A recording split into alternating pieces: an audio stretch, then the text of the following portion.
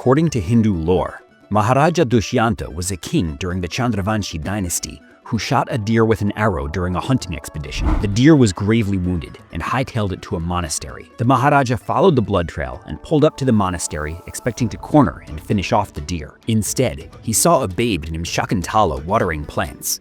Maharaja Dushyanta deployed the full strength of his Indian riz, and Shakuntala began swooning.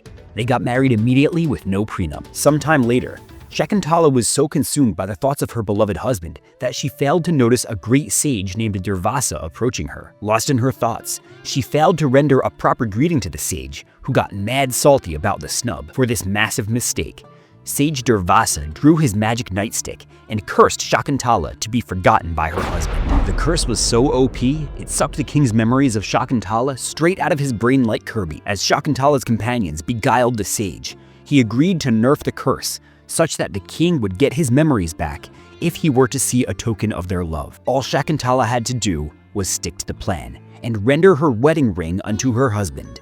This is what she wanted, a chance to lock in, go find the Maharaja, and get her situation straight. But Shakuntala fumbled the bag. As she approached the Maharaja's castle, victory in sight, she decided to stop and drink water. As she dipped her hands into the river, her ring slipped off into a fish's mouth, which later became a loot drop for an NPC fisherman. Shakuntala was cooked. She had victory in the bag. All she had to do was not slip up at the finish line. But instead, she choked worse than Tony Romo. The story does have a happy ending, with the fisherman bringing the ring back to the Maharaja on Shakuntala's behalf despite her slip-up. But imagine the circumstances from Shakuntala's point of view. From being a lowly monastery worker, she quickly became the wife of a wealthy Maharaja. She had her king, then fumbled it with the sage. Then she successfully got the curse nerfed, and then fumbled again. No matter what life handed her, she failed to lock in when it mattered most, and it had cost her everything. Until the fisherman bailed her out, no credit on her. But why do I tell this story? Like Shakuntala, many WallStreetBets traders are the recipients of Lady Luck's most generous gifts. But so often, those same traders fumble at the goal line, or even worse, try to flex on their way into the end zone, only to get gang mauled by the market's vengeance. Be entertained by their stories if you enjoy train wrecks. But likewise, let their mistakes be a lesson in avarice. It is my honor to introduce an Elon simp by the name of user Elon I Love You, who reached the promised land of wealth abundant, only to dishonor his lineage by self-cucking just when it mattered the most. Let us indulge his deranged journey and his heartwarming lack of risk management. But I have mouths to feed, so let me first tell you about the Kamikaze Cash Patreon and what I bring you there. I'm moving almost all discussion of counter gambling from YouTube to Patreon, because freeloader challenge people keep getting mad that I'm either giving up too much sauce or not giving enough sauce on YouTube. On Patreon, I'll have less heavily edited but more timely counter-gambling guides where I don't have to be mindful of the whole world's view on the matter. And as I revive the 3K challenge, you guys will all remember that sometimes weeks can go by between episodes and you can't actually follow my trades. I'll be sharing more frequent updates on Patreon, whereas YouTube will just get the complete videos at the end of a trade. I'm mostly using short strangles now, which are a more advanced strategy, but one that works much better for me than the wheel did. My updates will have tutorials on the mechanics of this strategy so you can employ it yourself. And of course, I do my Merrill Edge portfolio monthly updates as well. As always, thank you to my current patrons for your generous support, and I look forward to welcoming the new members with open arms. Now, let's get back to the action by watching user Elon I Love You get redonkulous. During the fabled COVID lockdowns, everyone from Warren Buffett to Jimmy Buffett was put through the ringer. Our homie user Elon I Love You had broken up with his goth GF that summer and had resultantly hit a low point in his life. With no money, no direction, and no goth GF, our man needed help. Desperate times called for desperate measures, and he sought a leg up by trying to borrow money from other Redditors on r/borrow. But both of his posts got removed for failure to comply with the sub's rules, which is apparently irreconcilable. With nothing left, our heartbroken friend despaired. With his wallet empty and heart shattered, Mr. Elon Lover downed a 40 ounce of Old English and went through difficult reflection. He'd need to make a serious move before his spiral continued. The approximately 12 months that followed was an age of digital darkness. Our man had completely fallen off the net, leaving us to imagine how he turned things around. But at the end of this era, we know he at least made one decisively positive move. diving into Wall Street Bets with a fully loaded mag. After some light bullshitting in the early summer of 2022, with promises of free skanks for everyone if his modest trades printed paper, the big dog got serious with autumn approaching. On August 27, 2022, our man shared his full port position, $3,000 of SPY puts at the $400 strike, which had since ballooned 300% to $13,700 by his time of posting. To put other degenerates to shame, he expressed intent to diamond hand until 3,000% gain, which he expected the following day. In a rare moment of rationality, some Wall Street Bets users suggested that he take his profits while he's still up. With SPY at $405, his expiration gave him little time to work with. The market had already tanked substantially, and holding on meant denying the inevitable bounce. But the Elon fanboy rebuffed all doubters in no uncertain terms. As expiration on August 29th came around, SPY dipped, but not hard enough. At its lowest point, SPY changed hands at about 401, which was above our degenerate strike price. By the afternoon bell, his options became as worthless as the Maharaja's memory, turning his 300% gain into a big fat zero. Our man managed to get the extra zero after all. Drinking more cheap alcohol, the Elon simp reflected once again. Borrowing high-interest loans from Redditors would simply not be satisfactory. Trading aggressive stock options and refusing to take gains was getting him nowhere. And yet, despite all of his considerations, he was making no progress. Over the next year and change, our man commented on Wall Street Bets near constantly, and his trading is so bad that I was hard-pressed to find a single good trade. Countless times, with whatever means he could come up with, our degenerate friend resupplied his cash balance to throw down on options. And every time, invariably, his trades would crash and burn into a smoldering pile of manure, each time left with nothing but the stain of panic and sin. Our man cursed the market and unspecified bears or bulls who took the opposite side of his trade. On several occasions, he even went to God for respite, praying that a stock would finally move in his direction. I mean it when I say that user Elon I love you might be the worst trader I have ever seen. With no stable source of income, and with his options trading strategy going about as well as Kamala Harris's campaign, he sought out financial help from strangers on a recurring basis. After multiple posts, he was finally able to find someone willing to lend him $300 at 16% interest over 2 weeks. It was just enough to get him through. At one point, he had better luck with sports betting in mid-2024 than options trading ever. He managed to turn $133 into over $3,300 on a long-shot multi-sport parlay, giving him some breathing room. Ironically, the parlays automatically closing when the games end might have been the best thing for him, since it is simply impossible to diamond hand a sports bet indefinitely. This lucky parlay gave him liquidity, but sports betting notoriously favors the house. To avoid giving all these gains back, he hopped back on the stock options wagon, where he believed continued success was more realistic. Halloween 2024 passed, and all eyes turned to the US presidential election. Although Elon I Love You takes no political stance in his posts, his love for Elon Musk certainly steered him into Cheeto's camp, with all pre-election indicators suggesting an orange wave would sweep the nation from sea to shining sea. Our man scrounged together $1,000 and got to work. Elon in the White House means Tesla would have an unending supply of currency, both literal and political, pushing it to new heights. Having the US president on Tesla's balance sheet was such an obvious bullish indicator that only a fool would miss out. And Elon I Love You is no fool. On election night, as the Big Mango and the Doge father mop the floor with Mama Kamala, our man popped bottles in honor of his idol. Elon Musk, a personified meme, had effectively become the shadow president. With a US president securely on the asset side of Tesla's balance sheet, every trader from Manila to Seattle saw the rocket emojis on the wall. Tesla stock would scream higher like nothing anyone has ever seen. As the market opened on November 6th, Tesla stock fully self-drove itself up almost 15% to $288.53. As the stock surged, so did our Mad Lad's calls. His $1,000 investment 50x'd, and Big Homie made off with 50,000 Trumperinos. But this did nothing to satiate his hunger for gains. In fact, it only made him hungrier. He withdrew 20 grand for safekeeping, and then reconfigured his account with the remaining 30 bands. In his own words, he was ready to whip it all out for Harambe.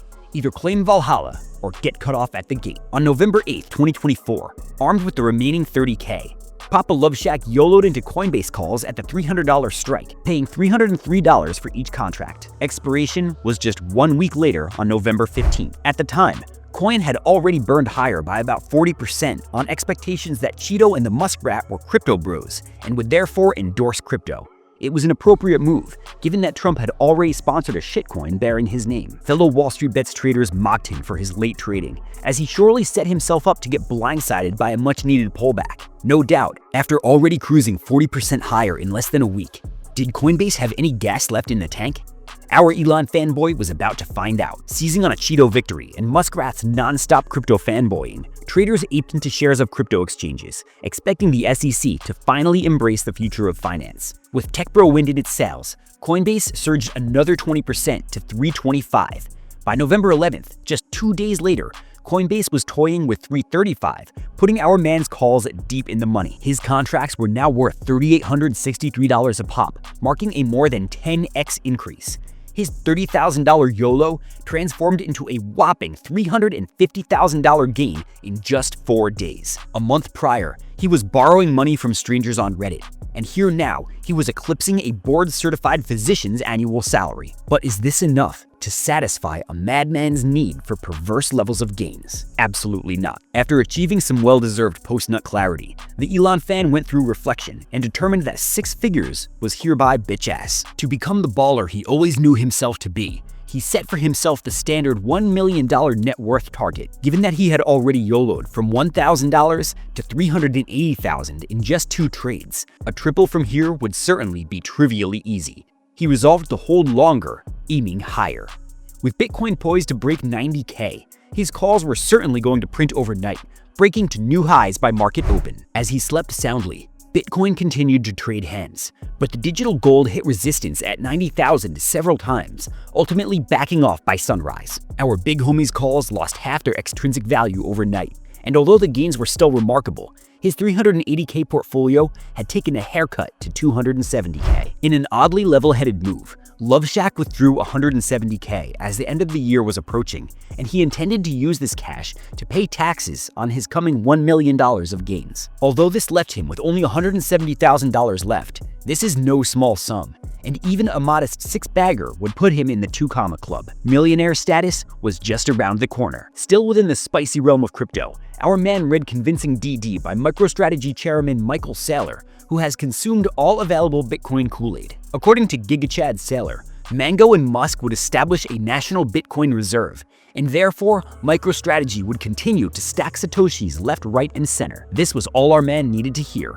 On November 12th, he dumped his $150,000 portfolio into out-of-the-money MicroStrategy calls at the $400 strike, expiring on November 15th, apparently speculating that Cheeto would announce a Bitcoin strategic reserve in the next 3 days specifically. This was a lofty projection, as Trump wouldn't even take office for another 2 months. Nonetheless, our degenerate friend paid $782 premium for each call, banking that this would rise into the thousands over the next few days. But on the following morning of November 13th, his calls remained deep out of the money as MicroStrategy languished in the $348 area. Reassessing the situation, the Elon fan wisely took a beat, closing his position for an inconsequential loss to reassess. Upon further reflection, our man discovered that he had selected his expiration poorly. Rather than shoot higher this week, Bitcoin was going to shoot higher next week. The big dog painfully remained on the sidelines until November 19th, when he tossed all his skin back in the game, with calls at the $450 strike expiring in 3 days.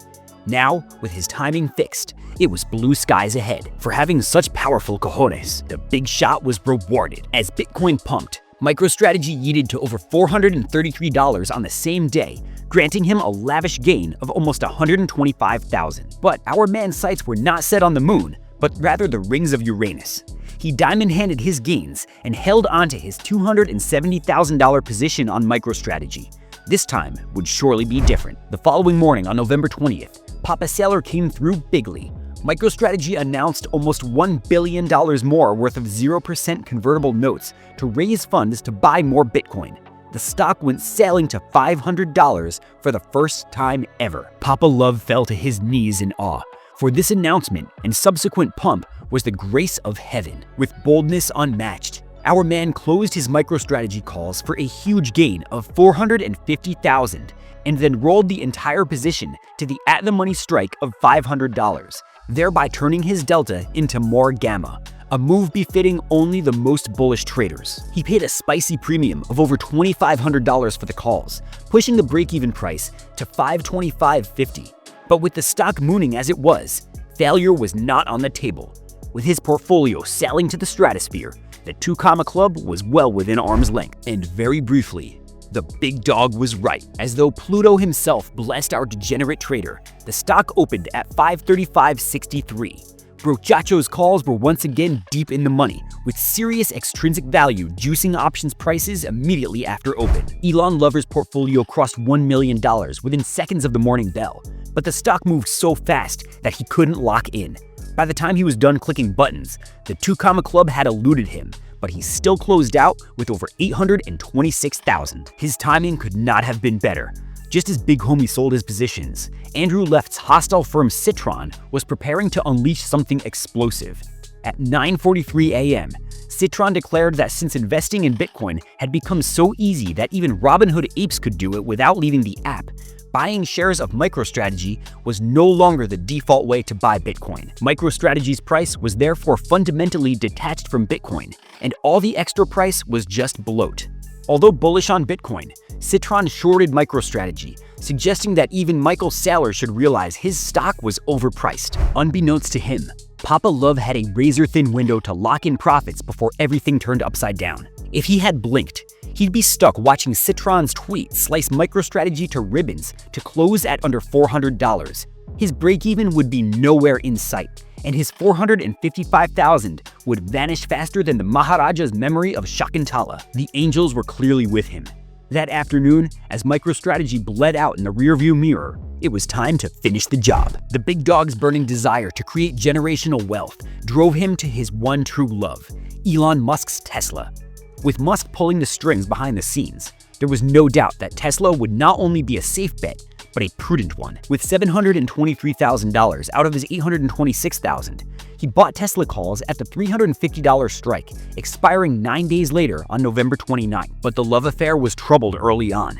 The next day around 10 a.m., Papa Love saw the value of his calls erode, putting him at a paper loss of over $100,000. Just months prior, he was completely broke. His girl left him, and he questioned whether it was worth it to be or not to be. His current position at $700,000 was enough to enable any life he wished to live, but $700,000 was not a lifetime of money. In his own words, "I do this for the dream. I'm trying to set my future self up for good. Now watch me shoot the greatest shot of my life or blow up trying." All evidence indicates that the muskrat himself was pleased by his fanboy's loyalty, for later that same day, Tesla started running donuts around the bears and cruised in higher through to market close. The dramatic reversal sealed the deal.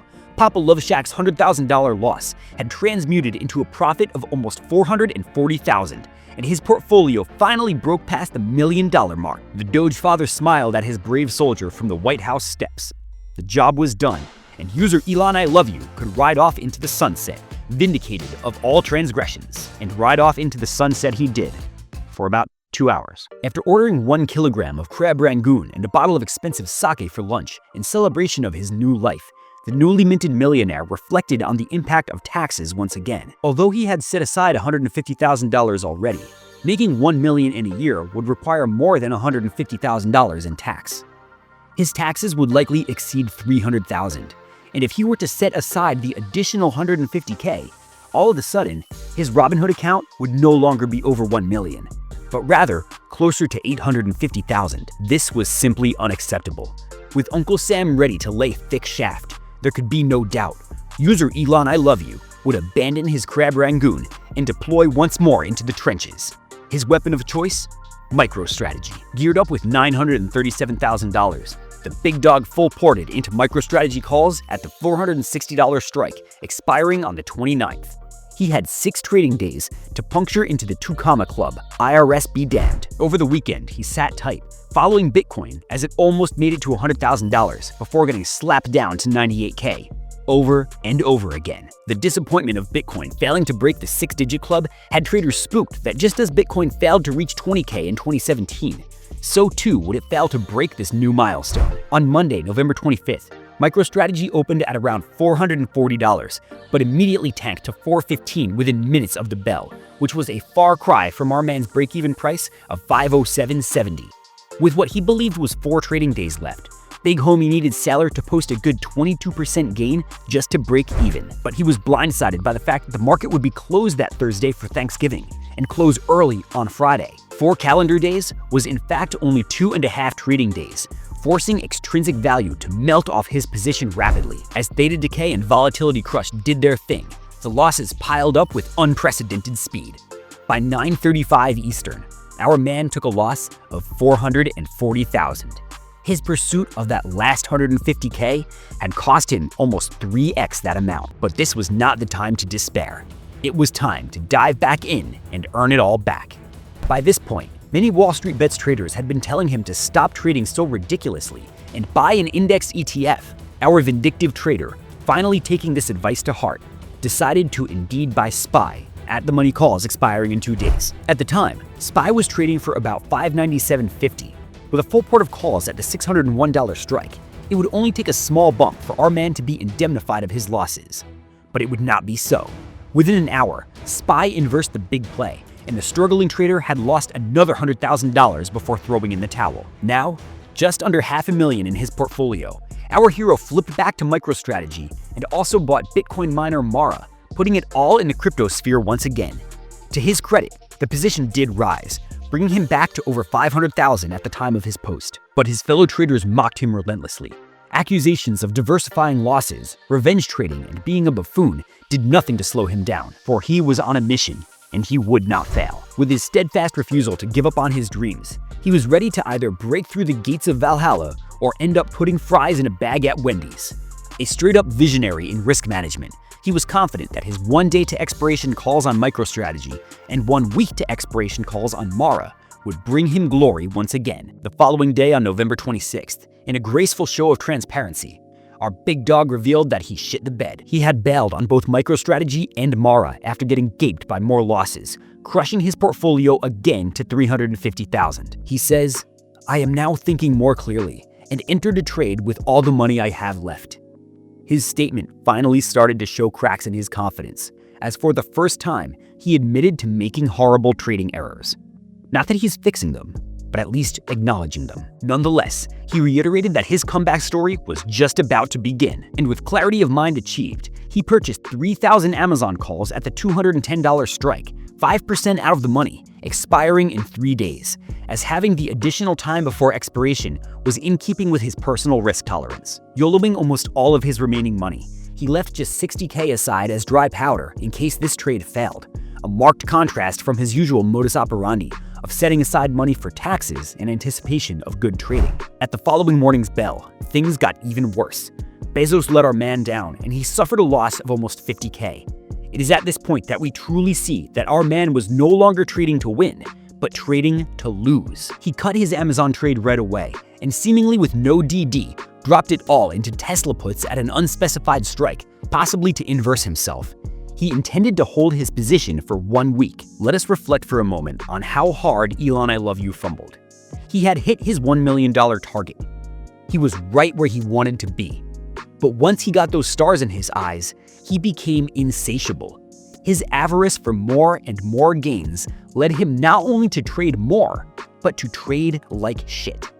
We see cracks in his psyche after he dove back to 500K, as he himself admitted his plays had become baseless revenge trading. And then, trading Amazon calls and Tesla puts on no rationale at all, there can be no question. With $250,000 left, he might as well have had nothing at all. Our man had fully lost his mind, and this loss of brain matter manifested once again as he returned to the market with barely time to clear his head. He managed to last about 1 day before ending his so-called week-long trading break to hold Tesla options. The day before Thanksgiving, he bailed on Tesla with a portfolio slapped down to $250,000 and crawled back to Michael Saylor. He dug into his $60,000 reserve and threw down all but $30K into 170 MicroStrategy calls at the $500 strike, expiring on December 6th. His post outlined how he had listened to fellow WallStreetBets members, opting to not go for the insane play of buying calls with 3 days to expiration, instead choosing 8 days to expiration. The comment section exploded, with users dunking on him for rushing into another trade. As one user pointed out, a weekly expiration probably felt how purchasing leaps would feel to a normie trader. Nevertheless, He persisted and persisted until his own demise. Between November 26th and 29th, MicroStrategy teased him with a rally from 383 to 405, dangling the illusion of a comeback. Could redemption still be at hand? But by December 3rd, reality set in. MicroStrategy had sunk to 373, leaving his $500 strike calls as nothing more than an expensive joke. On December 3rd, Loverboy posted an update so as to provide proof of life. MicroStrategy had failed him once more, and everything had fallen apart. His account, now hovering around 24,000, was down almost $1 million from his high. He claims neither pride nor shame in solidifying his name and infamy, but deep down, we all know that he had surrendered himself to losses long before this. He was proud of his shame, and if he was going to trade his infamy for fame, he would swing one last time for the fences. He had but $23,000 left to hold the line in a triumphant last stand, and he was not going down without a fight. In an ambitious statement, our man simultaneously indicated that he would not re-inject the $150K he had set aside for taxes, but would also use that $150K to buy shares of MicroStrategy. It remains to this day unclear what happened to this money. Nonetheless, with his remaining portfolio that morning, he laid all his weapons bare, a full port into one last YOLO, buying out-of-the-money calls on Palantir at the $80 strike, expiring that week on December 6th. Although he initially had a respectable gain of 4,000, it wasn't long before Theta Decay made its inevitable appearance. With the clock ticking down to December 6th, he needed Palantir to jump more than 10% to break even, a moonshot so ambitious that even Elon Musk might think twice before getting on that rocket. The WallStreetBets community clowned him relentlessly. This last stand was nothing but the manifestation of a gambling addiction, the same addiction that had already led to his downfall. And to bet your last penny on a 10% out-of-the-money strike is patently foolish. User CoolDaniel6 rubbed salt in Papa Love's wound by pointing out that it was virtually impossible for Papa Love to ever hit a $1 million trade again. His highest net worth point in life had already passed in less than 3 days. On December 4th, just a day after purchasing the calls, our man felt, quote, uneasy about Palantir and closed the trade with $16K left to flip back into out-of-the-money MicroStrategy calls at the $500 strike expiring that Friday. He vowed to hold until the bitter end in utter defiance. If he was going to go down, he would do so with a MicroStrategy flag in his hand. He would carry the battle standard to a 10% rise in 2 days in one last Hail Mary. But MicroStrategy investors were not having it. Citron's accusations the week prior began to take root, and shareholders were jumping ship. The stock got decisively donkey-punched down below $400, leaving Papa Love's heart, mind, and soul as broken as a McDonald's ice cream machine. His Robinhood account was completely dusted. His $1 million balance just weeks prior was now in the 2 digits. For his greed, his gambling addiction even, everything had melted away. His journey represented one of the fastest and ugliest round trips to $1 million and back that our sub has ever seen. Often, WallStreetBets jokes on people who trade like shit, but it's often done with a playful heart. This time, we can almost see other traders revel in the lunacy. Big Daddy Love Shack was reminded of his own days of begging for $100 on R Borrow just 2 years prior. He wasn't content making 10,000 times that sum, and now life had come full circle. It seemed inevitable that he'd soon be back on R Borrow, chasing the same elusive $100 loans. As no proof of life has been published since his wealth faded to nothing, let us hope that his brave heart still beats. User Elon, I love you. May your pursuit of financial freedom be as glorious as the fall that made you a legend.